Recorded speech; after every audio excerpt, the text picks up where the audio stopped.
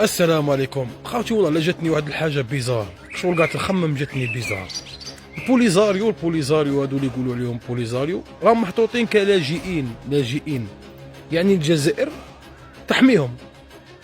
اوكي، بصح خاوتي يعني اللاجئ كي تكون لاجئ في بلاد مول البلاد، يعني المواطن الاصلي تاع هذيك البلاد هو اللي يكون عايش غايه، من بعد تجي انت في الطبقه الثانيه.